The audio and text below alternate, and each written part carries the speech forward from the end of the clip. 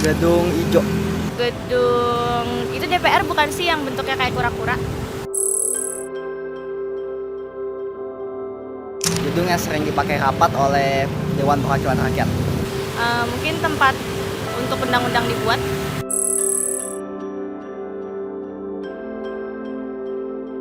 Dan langsung sih belum, cuma kalau secara desain unik ya mungkin. Pernah sih lewat, kalau ngeliat desainnya sih kayaknya unik ya, beda dari yang lain. Terus juga gedungnya kan luas, tapi ada satu yang kayak menonjol banget lah.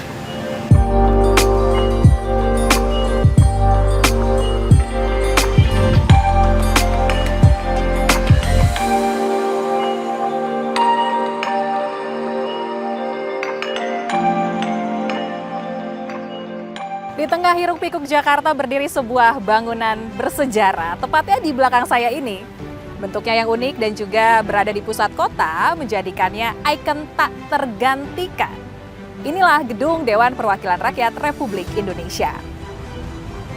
Lebih dari sekedar tempat sidang, gedung ini merupakan rumah aspirasi rakyat, kemudian panggung pengambilan keputusan penting, dan juga simbol demokrasi Indonesia.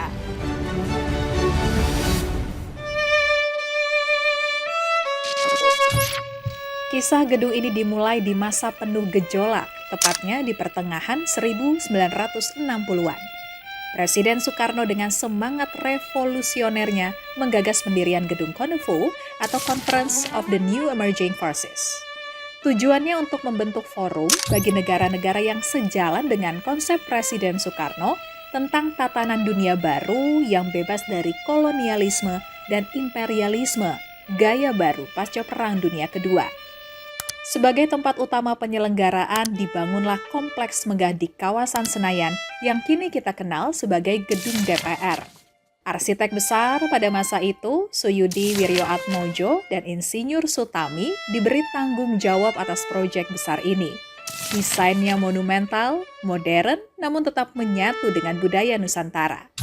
Sayangnya, gejolak politik di tahun 1965 silam membuat rencana Konevo tak pernah terwujud. Namun bangunan ini tidak pernah sia-sia. Sejak tahun 1968, gedung ini menjadi tempat bagi lembaga perwakilan rakyat. Jadi gedung DPR ini dibangun pada masa ketika Indonesia terlibat dalam Perang Dingin ya. Jadi ketika itu ada Blok Barat dan Blok Timur. Dan Indonesia itu menjadi pemimpin negara-negara non-blok, yaitu negara-negara Asia Afrika yang tidak masuk ke dalam blok barat ataupun blok timur. Sehingga pada saat itu Indonesia di bawah kepemimpinan Soekarno memikirkan ya, kiranya ada satu tempat yang bisa menjadi tempat pertemuan untuk bisa bertemunya bangsa-bangsa Asia Afrika. Karena kantor PBB ketika itu menurut Soekarno berada di tempat yang tidak netral, yaitu di New York ya, di Amerika Serikat yang merupakan pusat daripada blok barat. Dan Indonesia ketika itu sudah keluar dari PBB, sehingga ada pemikiran untuk membangun sebuah gedung yang bisa merepresentasikan kekuatan negara-negara baru yang tidak masuk ke dalam blok barat ataupun blok timur. Nah ketika itulah kemudian Soekarno menginisiasi gagasan untuk membangun sebuah gedung ya, gedung Conference of New Emerging Forces atau Konevo. Dan memang gedung ini belum sempat digunakan ya untuk persidangan Konevo. Terjadilah pergantian rezim dari pemerintahan Soekarno ke pemerintahan Pak Harto. Nah kemudian itu ketika itulah kemudian gedung ini ditetapkan menjadi gedung DPR MPR ya. Dan memang kita belum punya gedung DPR MPR. Jadi persidangan DPR MPR ketika itu pakai gedung Asia Afrika di Bandung ya, kadang-kadang beberapa tempat di Jakarta juga, sehingga diperlukan satu tempat yang representatif lah untuk DPR MPR. Gedung ini dilombakan gitu ya, rancangannya ya dilombakan. Jadi kemudian ada pemenangnya yang kemudian ini sesuai dengan gagasan Soekarno tentang sebuah gedung parlemen yang betul-betul mencerminkan budaya Indonesia.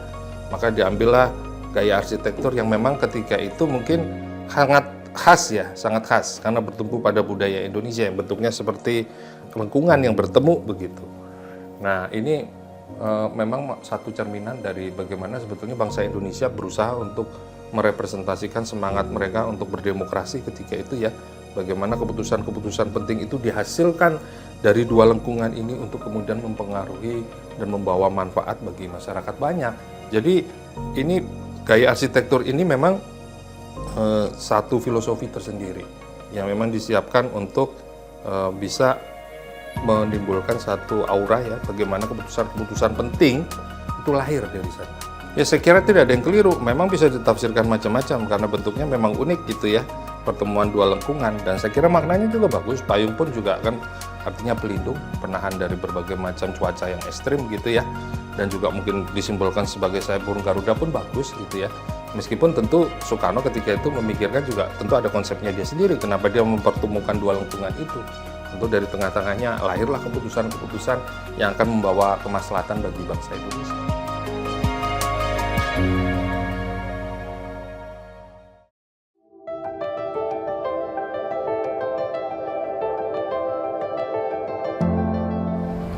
Salah satu ciri paling khas dari gedung ini adalah atap lengkungnya yang berwarna hijau yang sering disebut menyerupai tempurung kura-kura.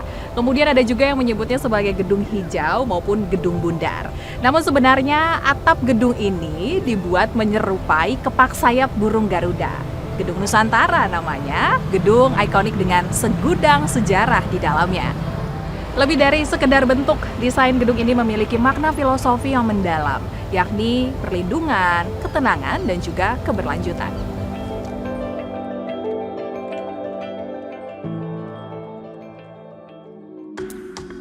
Komplek ini terdiri dari beberapa bagian utama. Gedung Nusantara menjadi yang pertama, di mana di dalamnya terdapat ruang rapat paripurna 1, tempat yang lazim digunakan untuk pelantikan presiden dan wakil presiden, pelantikan anggota MPR, DPR, dan DPD, serta penyelenggaraan sidang umum MPR dan sidang bersama DPR dan DPD. Gedung Nusantara 1, gedung yang terdiri dari 23 lantai ini, merupakan tempat kerja bagi seluruh anggota Dewan dan beberapa ruang rapat komisi. Gedung Nusantara 2 memiliki ruang rapat paripurna 2 yang digunakan sebagai tempat anggota Dewan melaksanakan rapat paripurna secara rutin. Gedung Nusantara 3 yang menjadi tempat ruangan pimpinan MPR, DPR, dan DPD. Dan Gedung Nusantara 4 yang menjadi pusatnya informasi melalui media dan pers, serta menjadi titik di mana berbagai forum internasional berlangsung. Ada pula Gedung Nusantara 5 yang digunakan untuk Dewan Perwakilan Daerah. Semua dirancang untuk mendukung kerja parlemen dalam menyusun undang-undang, mengawasi pemerintah, dan menyerap suara rakyat dari seluruh wilayah di Indonesia. Pernah mendengar bagaimana Bung Karno mengingatkan pada anak muda, capailah bintang di langit, pijaklah bumi pertiwi. Itu tuh selalu didengungkan Bung Karno saat konsep Nation and Character Building. Jadi semasa pasca dekret presiden, beliau itu benar-benar nasionalisme di semua lini, termasuk arsitektur. Makanya muncul jajaran bangunan-bangunan yang berada di Jalan Sudirman Tamrin. Itu sebenarnya semua mengangkat konsep-konsep keindonesiaan. Mungkin bukan dalam buildingnya, tapi di dalam interiornya yang menjadi bagian dari arsitektur, itu semua menarasikan keindonesiaan. Di situ desain-desain yang berkaitan dengan keragaman tari, keragaman budaya, itu disematkan menjadi paras interior arsitektur. Nah, gedung Konevo ini disayembarakan sekitar tahun 64-65 dengan penekanan waktu secepat-cepatnya karena ingin dipakai untuk pertemuan Konevo 10 tahun dasawarsa Asia Afrika. Jadi sekitar tahun 66. Simbol Konevo itu adalah simbol negara-negara nefos yang ingin mendunia, yang ingin mengangkasa. Nah, filosofi seperti apa yang tepat untuk itu? Maka disayembarakanlah gedung Konevo itu sebagai kesempatan semua anak bangsa untuk ikut serta. Ketika kita tahu bahwa sayembara diikuti dengan waktu yang pendek, tentu ada sesuatu kendala yang terjadi ya. Ketika itu Pak Suyudi menginginkan membuat satu maket yang diserahkan kepada asistennya Pak Nurponco. Kesalahan terjadi. Ketika itu PVC belum ditemukan, benda-benda yang mengandung plastik yang biasanya untuk maket itu belum tersedia, sehingga dibuatlah sendiri cetakan-cetakan untuk menyerupai bentuk-bentuk kubah. Kenapa bentuk kubah? Karena memang bentuk kubah itu adalah bentuk arsitektur yang mampu menaungi ruangan yang luas, karena dia bebas kolom. Terjadi kesalahan karena cetakannya itu ada yang sedikit keriput rusak gitu. Kemudian dia mencoba untuk mengikis supaya nanti bisa disambung.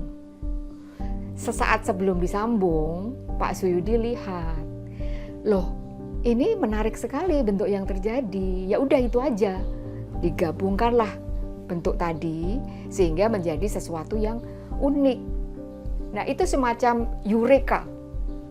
Jadi kebetulan yang sangat gitu ya, kebetulan banget ditemukan bentuk yang naif mungkin, unik mungkin, sesuatu yang belum pernah terjadi. Nah untuk menyatakan bentuk ini menjadi sesuatu yang bisa terbangun, beliau konsultasi sama Pak Sutami. Ternyata Pak Sutami sepakat, oh ini bisa dibuat struktur untuk menaungi dia, mensupport dia, bahkan bisa bentangnya bisa 100 meteran. Itu kan fantastik ya, artinya bagus banget gitu kesempatan itu. Nah terjadilah dalam sayembara itu maket. Kita tahu Bung Karno yang sangat menyenangi visual yang menarik. Ketika disajikan bentuk seperti itu, tentu saja Bung Karno tertarik karena memang belum pernah ada di dunia ini bentuk seperti itu. Dan menanglah Pak Suyudi. Secara visual, apabila publik mengapresiasi bangunan DPR RI itu menyerupai gedung kura-kura, barangkali tidak terlalu salah. Karena bentuk kubahnya yang kembar itu memang menyerupai bentuk-bentuk hewan kura-kura. Akan tetapi, ada filosofi yang lebih mendalam dari karya itu ketika arsitek Suyudi merancang untuk sayembara di tahun 1965. Suyudi memasukkan unsur kebangsaan yang digagas oleh Bung Karno melalui modifikasi kepak sayap Garuda yang sedang mengangkasa itu menjadi karya yang mencerminkan nasionalisme dan sekaligus internasionalisme. Sehingga apabila gedung DPR RI ingin membuat suatu perubahan atau rebranding, barangkali memang diperlukan serangkaian kegiatan yang menunjukkan perubahan-perubahan yang ingin disampaikan itu melalui media massa, sosial media, melalui konferensi pers, yang juga menunjukkan gambar-gambar orisinal di masa tahun 1965 kepada publik, sekaligus memberikan makna baru atas peran penting simbol-simbol yang berada di dalam karya itu. Pengembangan master plan kawasan Konevo itu ada 5 bangunan yang masih lestari dari dulu sampai sekarang. Kemudian kan ditambahkan fasilitas-fasilitas lainnya. Kalau dilihat dari master plan, memang dibuat kawasan itu sebagai kampus tadi, venue untuk New Emerging Forces.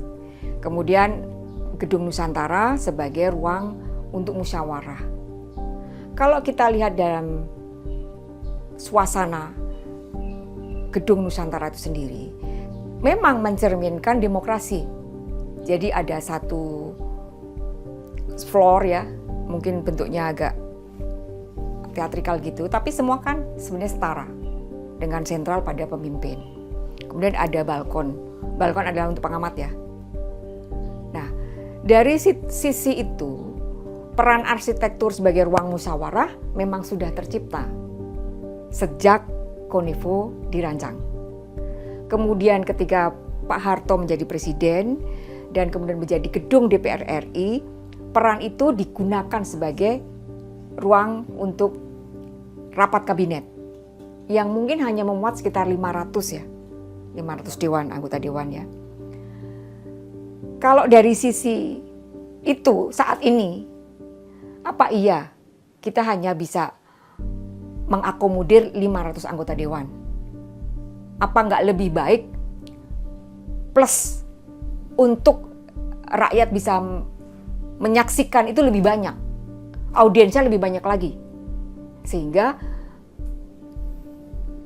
manfaat daripada gedung DPR itu sendiri bisa lebih optimal ya. Nah ini kalau misalnya dipaksakan juga mungkin tidak bisa, karena space-nya hanya tercipta sekitar 500-an.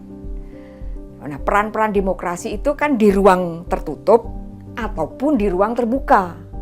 Nah, ketika kita berada di ruang terbuka, barangkali memang harus ada konsep baru dari gedung DPR ya sebagai rumah rakyat. Bahwa selamat datang rakyat Indonesia, datang ke rumah rakyat. Mungkin itu perlu. Karena kesan memeluk, kesan memanggil itu belum saat ini. Saya belum lihat itu. Jadi masih sangat tertutup atau agak sulit untuk bisa mencapai ke sana. Nah ini perlu mungkin anggota dewan juga mengangkat ini sebagai sebuah kesempatan untuk merevitalisasi kawasan-kawasan bersejarah yang sekarang menjadi ruang inti dari anggota dewan. Ya saya kira rakyat Indonesia, kita semua kalau ada rapat dewan paripurna, kita boleh hadir, itu sangat menyenangkan. Artinya kita merasa memiliki negara ini dengan bangga. Kita bisa menyaksikan wakil rakyat kita berdebat, bagaimana mereka membela rakyat, bagaimana mengakomodir aspirasi kita, bagaimana ke depan. Itu sangat membanggakan menurut saya. Dan itu perlu dibuat konsep dan rancangan yang terintegrasi. Meskipun mungkin area itu masih tetap di sana, apakah mungkin itu diperluas? Apakah mungkin itu dialih fungsi dan dibuat yang baru di sekitar itu? Itu masih bisa dibicarakan. Kalau dari sisi warna, sekarang kan diwarnai hijau ya. Apa ada Garuda kepaknya hijau? Mungkin perlu di studi. Kalau misalnya akan dikembalikan seperti beton expose, warnanya abu-abu, apa itu lebih tepat atau tidak? Jadi ini bisa menjadi bahan diskusi juga. Karena bagaimanapun visual itu, kalau dia masih terjebak dalam bentuk yang sama, orang akan berasosiasi pada yang lama. Membranding sesuatu kan perlu juga membranding visualnya. Dan mungkin dengan narasi-narasi pendek yang lebih bernas ya disampaikan kepada publik, itu barangkali lebih dapat ya, lebih dapat diterima. Ya kalau warna itu kita bisa lihat dulu dari gambar awal. Kalau saya rasa waktu itu beton expose itu tidak diberi warna. Beton expose adalah warna beton, semen abu-abu itu. Gitu aja, Ibu. Iya. Kalau toh memang mau diberi warna, ya warna sewarna itu dari keramik mungkin ditutup itu kan supaya melindungi dari cuaca dan air ya. Itu untuk merapatkan itu. Karena kita lihat kalau dari konstruksinya sepertinya tidak berwarna. Dan konsep yang tadi, kaki tadi, kan itu sebenarnya busur. Sepasang busur yang membumi, yang menancap ke bumi. Jadi sepasang busur ya, sepasang busur yang membumi, yang meliputin tadi, kepak tadi atau separuh dari kubah tadi. Itu dua-duanya sepertinya sudah berubah dari gambar lama ya. Karena era itu, arsitektur modern era itu adalah bagaimana peran-peran warna material itu secara orisinal itu dimunculkan. Justru hebatnya adalah bagaimana warna material itu muncul tapi dengan pengerjaan atau eksekusi yang excellent. Kalau kita lihat di beberapa negara, itu diekspos benar-benar karena itulah kecanggihannya. Dia bagus secara struktur, indah secara struktur, estetik secara struktur, tanpa harus ditambah sesuatu yang akan berkontraproduksi dengan dia. Gedung DPR adalah panggung dari banyak momen bersejarah bangsa. Disinilah undang-undang dilahirkan, sidang-sidang kenegaraan digelar, dan suara-suara dari Sabang hingga Merauke bertemu dalam diskusi dan debat. Setiap tahun puluhan rancangan undang-undang dibahas di sini, mulai dari pendidikan, ekonomi, lingkungan, hingga reformasi birokrasi. Di gedung ini pula, kita menyaksikan dinamika politik berjalan dalam semangat demokrasi, check and balance, serta keterbukaan.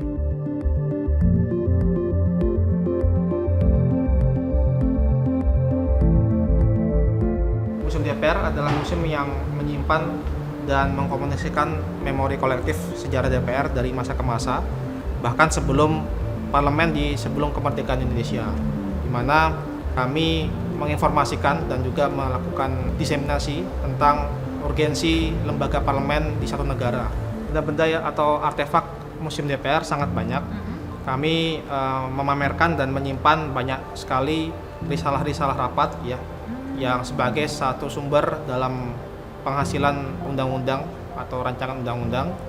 Selain itu kami juga menyimpan memorabilia seperti karya-karya seni, lalu site plan pembangunan gedung, ya, hingga ke produk-produk yang berhubungan dengan kepemiluan. Museum DPR dapat diakses oleh umum, baik individu maupun rombongan. Dan untuk rombongan kami mempersiapkan dan mempersilahkan pengunjung untuk berkunjung secara rombongan dengan berkirim surat ya kepada Sekretaris Jenderal DPR, dan juga kami menerima kunjungan secara individu atau masyarakat dapat langsung untuk mengakses Museum DPR dengan masuk ke area kompleks parlemen, lalu dapat mengeksplorasi sejarah DPR di Museum DPR. Kami mempunyai beberapa fitur digital, baik itu secara daring maupun di dalam ruang pamer di museum.dpr.go.id. Sejak kemerdekaan Indonesia hingga sekarang, DPR merupakan pengawal dari demokrasi. Serta kami juga sering ya mengilustrasikan nilai-nilai demokrasi dan nilai-nilai tugas DPR kepada pengunjung, khususnya siswa-siswa sekolah dasar.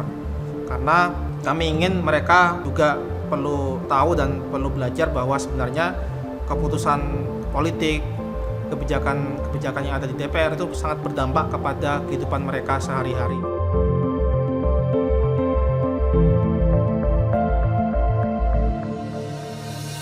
Meski megah, gedung ini bukan tempat yang tertutup. Ia milik rakyat. Setiap tahun, ribuan pelajar, mahasiswa, dan warga dari berbagai daerah datang berkunjung. Mereka belajar langsung tentang konstitusi, sistem parlemen, dan proses demokrasi. Program seperti edukasi parlemen merupakan kegiatan rutin yang diikuti oleh puluhan ribu delegasi dari berbagai kalangan, mulai dari siswa sekolah, mahasiswa, hingga masyarakat umum.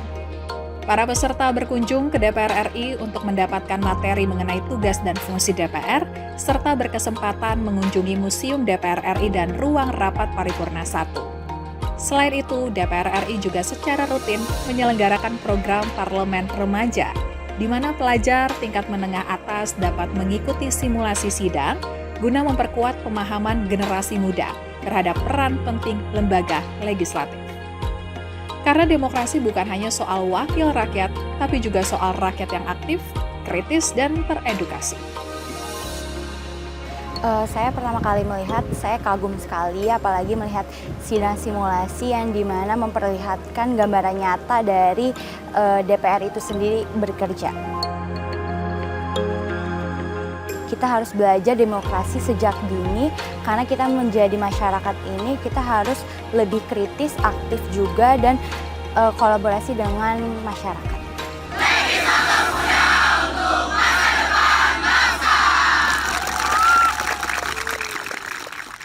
Mengacu pada Undang-Undang Nomor 11 Tahun 2010, penetapan cagar budaya itu harus memiliki kriteria. Yang pertama adalah berusia 50 tahun atau lebih, kemudian memiliki masa gaya paling singkat 50 tahun.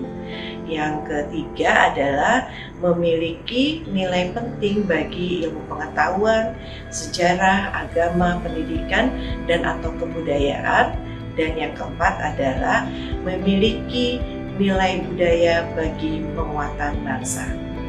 Harapan kami dengan adanya rebranding, namanya berubah menjadi Kepak Sayap Garuda, tentunya dengan nama ini akan membawa Indonesia menjadi lebih maju, lebih semangat, dan juga lebih mensejahterakan masyarakat. Memasuki era digital, DPR RI terus berinovasi. Lewat portal website DPR RI, publik kini bisa memantau proses legislasi secara terbuka. Siaran langsung sidang paripurna pun bisa diakses setiap saat. Rapat-rapat komisi tersedia dalam arsip video. Situs resmi DPR menjadi ruang informasi yang semakin transparan dan responsif. Langkah ini adalah bukti dari komitmen kuat untuk menjaga akuntabilitas sekaligus menjangkau generasi digital yang haus akan partisipasi. DPR bukan lembaga yang sempurna, namun di tengah tantangan, komitmen untuk terus memperbaiki diri tetap dijaga. Modernisasi sistem, reformasi internal, dan upaya menjalin komunikasi publik terus dilakukan agar DPR semakin dekat dengan rakyat. Gedung DPR menjadi simbol dari semangat itu, tempat pengambilan keputusan sekaligus tempat membangun kepercayaan. Sebagai lembaga DPR ini ya tentu menjalankan fungsi, terutama fungsi yang berkaitan dengan fungsi pengawasan, fungsi anggaran, dan fungsi legislasi. Saya kira ukuran daripada ya kehadiran dan kemudian kinerja dari DPR ya adalah bagaimana ya DPR sebagai lembaga menjalankan 3 fungsi itu gitu.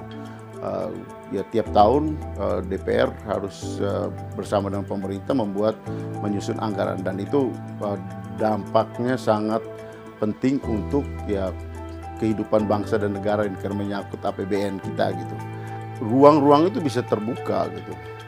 Tapi yang penting juga adalah dalam arti dengan menggunakan instrumen-instrumen seperti itu kan lebih memudahkan gitu ya. Di sini kita punya TV Parlemen yang selalu mengikuti siaran-siaran menyiarkan mengambil gambar, kemudian menyiarkan. Kita juga mempunyai e-Parlemen tadi gitu. Nah, sehingga ya silakan masyarakat memanfaatkan itu gitu. Dan kemudian memberikan masukan terhadap apa yang ya menjadi aspirasi mereka gitu. Ya transparansi itu pasti kita lakukan, banyak hal yang ya bisa dilihat di sini gitu.